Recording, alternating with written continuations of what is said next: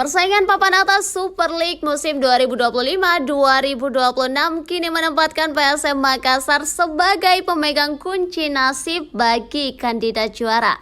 Persib Bandung yang tengah kokoh di puncak klasemen berpeluang mengunci gelar juara lebih cepat jika PSM mampu menjegal laju pesaing terdekat mereka Borneo FC dalam duel di Stadion B.J. Habibie pada 18 April mendatang.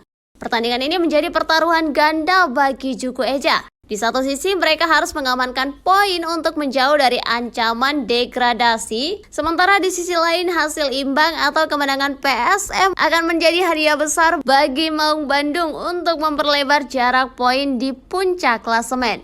Menyadari beratnya tugas ini, asisten pelatih PSM Ahmad Amiruddin tengah memutar otak guna memutus rantai serangan Borneo FC yang bertumpu pada Mariano Peralta. Penyerang tersebut menjadi ancaman nyata dengan koleksi 15 gol dan 10 assist sepanjang musim ini. Pengamat sepak bola Syamsuddin Umar menekankan bahwa PSM harus memiliki kedetailan taktik untuk meredam tim peringkat kedua tersebut.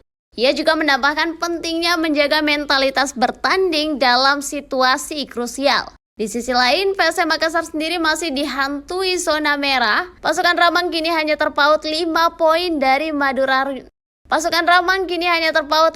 poin dari Madura United di dasar klasemen. Secara matematis mereka masih membutuhkan 17 poin lagi dari 7 laga sisa untuk benar-benar aman.